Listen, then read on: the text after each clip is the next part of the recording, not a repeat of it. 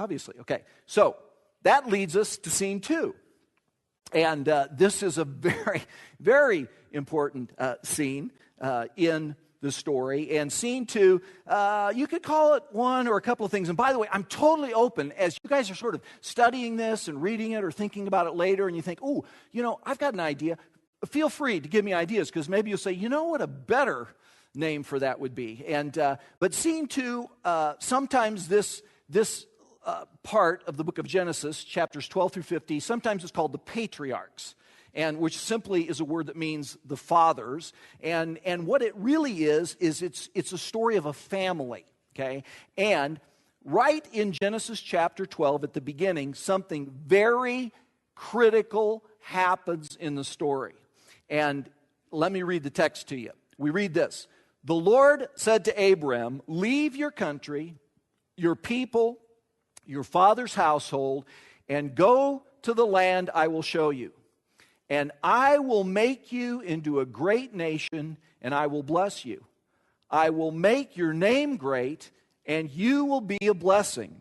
I will bless those who bless you, and whoever curses you, I will curse, and all the peoples on earth will be blessed through you.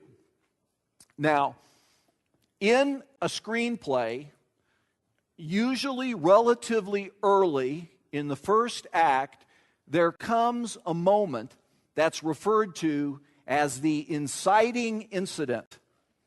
And the inciting incident is that moment in the story that really launches it out into the theme that will now permeate the rest of the story, ultimately finding its resolution in Acts 3.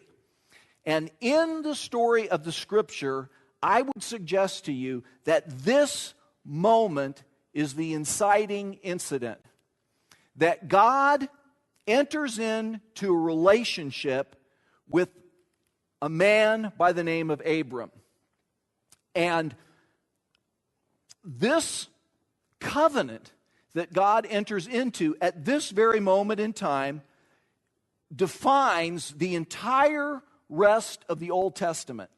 The rest of the Old Testament is simply the outworking of this covenant that takes place at this moment between God and Abraham. God says that, I want you to leave everything, and I'm going to take you to the land that I'm going to show you, and I'm going to make you a great nation. Well, that's the nation of Israel. That's the Jewish people. And I'm going to bless you. I'm going to make your name great, and you will be a blessing. I'm going to bless those that bless you, and whoever curses you, I will curse, and all peoples on earth will be blessed through you. Now, not only does this define the rest of the Old Testament, but let me also suggest to you that in the New Testament, the Apostle Paul, in the book of Galatians particularly, says that this was when God makes this commitment and enters into this relationship with Abraham, that what he's talking about here ultimately is the coming of Jesus Christ. And that it's through this great nation that God is going to bring the Messiah, the one that is going to undo the chaos that's been created by what we've been told about in the backstory. And so ultimately, we're going to learn in Act 2 that Jesus himself is the fulfillment of this promise. And what I hope to show you when we get to Acts 3, though, is that ultimately it's not till Acts 3 and the end of the book of Revelation where this promise to Abraham finds its ultimate fulfillment. And so this becomes the inciting incident. Over and over when I've taught through the book of Genesis before, I've told people that this text is the interpretive key to the Old Testament.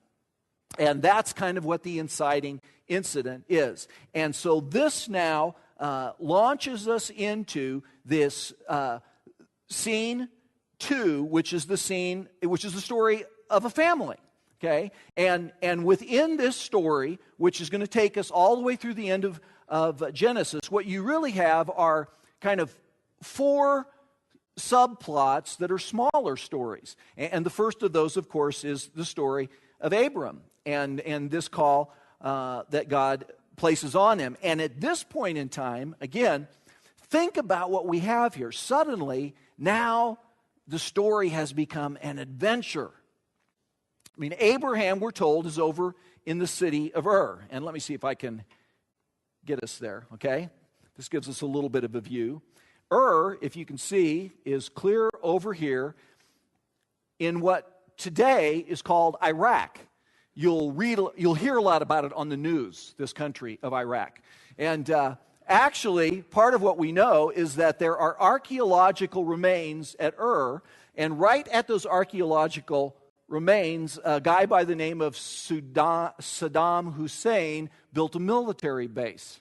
And when our troops came in the Iraq war and overthrew Saddam and his armies, the site right next to the archaeological remains of Ur became an air base. That is where our forces actually operate out of today. And so, again, it's pretty amazing. And we know this prophetically, and we'll see this again when we get to Act 3. But the very geography of the story is the geography that the entire world is looking at today. And the relevance of these places is quite amazing. Ur was a metropolitan city. It was like the New York City of the day. It was the capital of the Chaldean Empire. And so here is, Abram living in a metropolitan area. It would be like, again, if we were shooting it, maybe it's New York City, and God speaks to him. And God says, I want you to leave Ur. And basically, Abraham kind of says, well, where am I going? And God says, I'll show you. And he leaves, really not knowing where he's going. It is an incredible adventure. He leaves everything behind, takes his family, and takes off now on this journey that eventually is going to take him to the land of Canaan or Israel.